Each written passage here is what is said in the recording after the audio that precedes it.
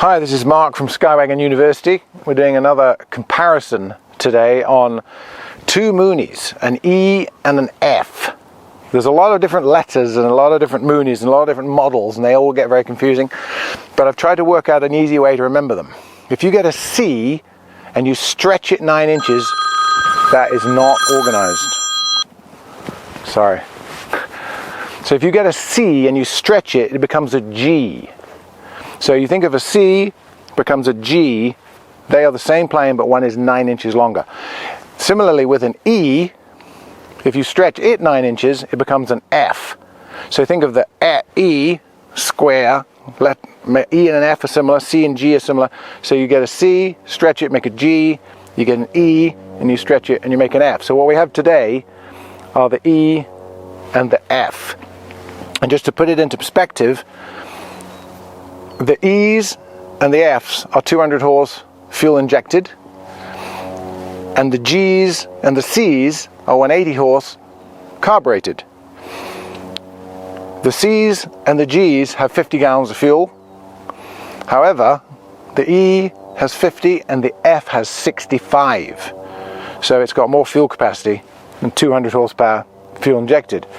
But the main thing, we're just going to go over them. It's not going to take long. We've done Moonies before. We're just going to look at what the difference is between an E and an F. So let's do it. The main way I identified a lot of different planes at a distance is their window configurations, and it's the same with the Moonies.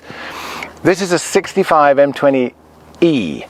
If it was a 64 or earlier, the window would be more rounded off and a little bit more hunched shape. These long straighter ones, that starts in 65. So I'd think, oh, it's a 65. The small window like this means it could be a C or an E. So we'll get into the difference between C's and E's in a minute, but I want to show you the difference between these two. So with this, it's one small window, short fuselage. Remember, C's and E's are the short fuselage. And then you stretch the fuselage 9.5 inches of that E and you get an F, and immediately identifiably by 2 windows in the back. And the reason there's 2 is because there's a metal tube in here, metal, circular metal thing that goes behind here. If you really modify an F, you can remove that tube and make this into one single long rectangular window, which basically makes it into a 201 window configuration. But a 201 doesn't have a door handle like that, so it would give that away. 201 door handles are flush. So this length is a stretch here in the fuselage of 9.5 inches, which you think, it doesn't matter, 9.5 inches. It's a big deal. That makes it where the rear people sitting in the back can actually have legs below the knees. So it's much more desirable than an E. However, there are very few Fs. So the compromise is you get 9.5 inches of legroom and 15 more gallons in an F, and in the E you got the short fuselage, and rear people in the back the front 2 seats have got to be moved forward a bit, and we'll look inside them both. A few other things about Fs. This is a 67, this is a 65. The tail on them is full length rudder. See how the rudder goes right down to the bottom? On the E, the rudder ends here. So what I mean by rudder going all the way down, see how the rudder stops here and the tail cone's fixed to the fuselage? That's an E and a C. Actually, if you really get pedantic about it, the later E's and C's did have full length rudders. The ones that are full length have the flutes impressed into them here and here, like on a 201. But on a 60s planes like these two, short rudder. And then a little bit closer up view of the F model, you can see it goes full length. So you get a long fuselage and the rudder goes all the way down. It doesn't split here, it's one piece. And that is a mechanical linkage to the nose wheel. So if you were moving a Mooney backwards, you could actually gently move its nose wheel with the rudder and steer it by pulling it. But you don't want to do it when it's sitting still on the ground, because the nose wheel is trying to move on the ground. There's too much friction, because there's all push rods in these, no cables. So it's a direct mechanical linkage. So that's an E, and obviously on a J and a K and all the other Moonies newer than this, they have the full length rudder. And I haven't really been bothered by it or experienced it much, but on the short ruddered, short fuselage C's and E's, they supposedly wag in the air in turbulence, but everything wobbles around in turbulence. Bonanzas do it, and I haven't really noticed it in that, so I wouldn't make it a buying decision. So let's look at a couple of other differences. So here we are in it, and this is the position I would fly this plane in. I'd be, you know, blah blah blah, flying it here. Look at this. It's real. Legroom, useful. And if I were to put the people, oh, the seats are forward. Yeah, they are a bit, but watch. That's fully back. And there's still, what, 6 inches back here. Those seats also recline. So even though this diameter, this width, this size in the front across the cabin is the same in all Moonies, they get longer as they get bigger engines. So an F is actually very desirable because of the rear legroom. Now we'll go over to the E and do the same thing. So remember this gap with the seat fully back. So here we are in the deluxe, beautiful interior of my own Mooney, and this is the position that I would be flying it in, with the 2 front seats, and here's the gap of the back people. So it's tolerable. It's like a Cherokee 140. So if I were to slide this seat back, though, now you can see there is the difference between the E and the F. So the getting in is the hard part. So you get in. These 2 first, pilot next, last one in's this, and the last one in with the seat forward is a bit tricky, but that is usable. So you can do it, but the whole thing about an F model is the extra length. And remember that an F and a J, the 201, are the exact same size. So 201s and Fs are the same, but if you want to buy a 201 but can't afford one, get an F. And also, since we're in here, electric gear.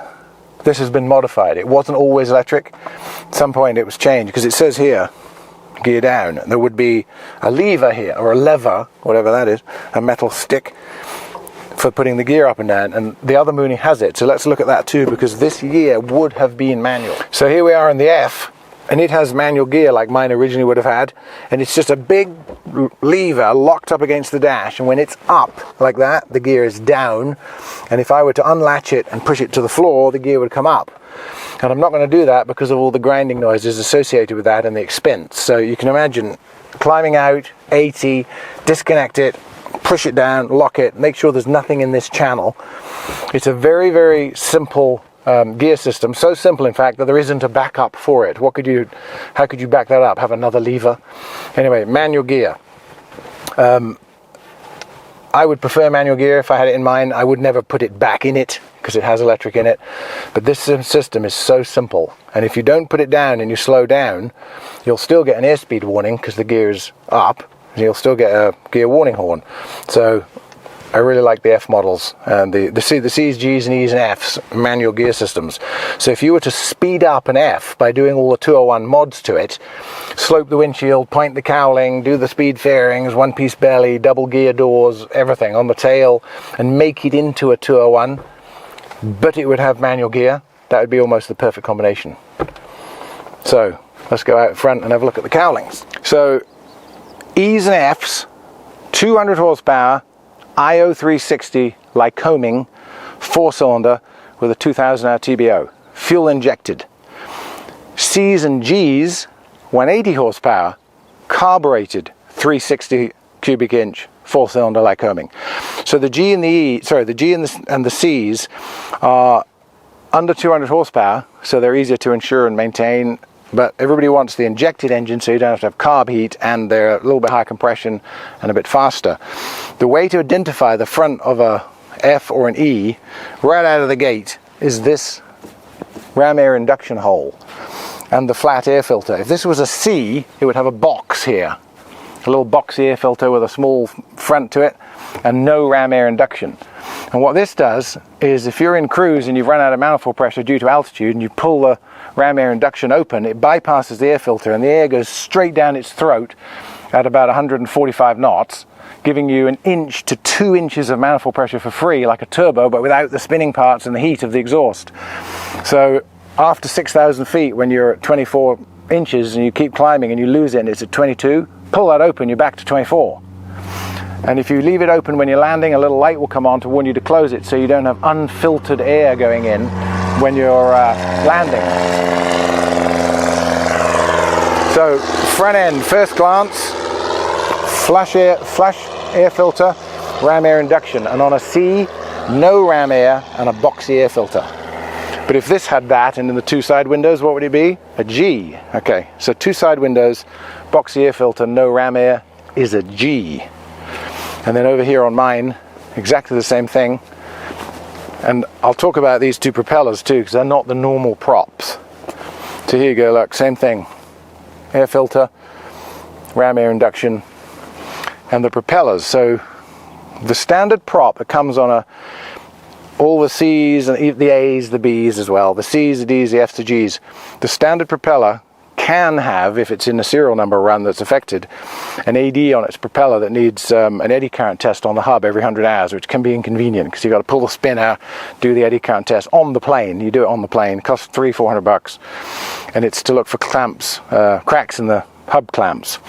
If it's a suffix C hub, it doesn't need it, or you just fix the whole thing in one go by putting this propeller on it. This is the scimitar bladed Hartzell, and I got this plane with this on it, so I didn't need to bother it. The owner of that plane got it on it too, so he doesn't need to do that AD either. Now, one more thing about the wings of an F and early G. We'll have a look at that now. F model wing, 60s F model wing, because the 70s Fs didn't have this, and I'm not sure of the date they actually changed, but from this seam, which is about 5 feet from the tip, the wing, if you look in this video, the way the camera angle is, this is dead straight, and then it just turns down a little bit. This last bit turns down, and look at the end profile of that. It looks like a sort of a cartoon lift profile. It's a perfect lift profile. It's a bit thicker here. So this last 5 foot section on an F and a G is like that in comparison to this. Here's the E, a bit pointier, a bit narrower, not such a lifty profile, and dead straight. So the thinking was that the F would have more of a kind of gentle stall profile, not stall. The wing will not stall as easily because it's got a lifty outer edge cuff as opposed to this. But they don't stall anyway. You fly a Mooney correctly, I mean they land, if you land them slowly enough, you can land a Mooney in the high 50 knot range. It's not like it's got a skitter on at 80 because it's so critical. So they went back to this wing. It doesn't really affect it, it doesn't slow it down, it doesn't really do anything, so don't not buy an F because it's got this wing, but don't see it and think it's bent either, because that was actually on them. And then they put this wing back on. And this wing, in various iterations of fuel capacity and gear and tips, was on J's and M's and Bravos and Ovations right through to the end. It's been the same wing all the time. Early Moonies have flat-ended wingtips. So you'll see rolled over wingtips on later planes to reduce vortices and things, but the early ones are all flat-ended like this. A bit of another giveaway. So if you see flat-ended wing, 2 windows, 1 window, you can know then that it's an E or an F. But the main thing about the F is it's 9 inches longer. Now this plane belongs to a friend of mine who's an airline pilot, and he zero-timed its engine and filled it with good, nice radios in it, and he's here today, and we're going to do a podcast, which he'll be in, and we're just going to get him to come over in a minute, and then we're going to fly this. So this was a quick video comparing the differences and similarities between a 60s Mooney M20F and a 60s Mooney M20E, my plane. This one we're very generously lent today, borrowed it for making this video, by a buddy of mine who owns it, called Sergei Kriksin, who is he's a Russian airline pilot, but he's not Russian airline pilot, he's an airline pilot, but he's Russian, but he flies Boeings. But we can't say which one, right? Yeah. Okay, so he's an airline pilot, and he's going to be flying this plane today, so let's go and fly it. Let's go.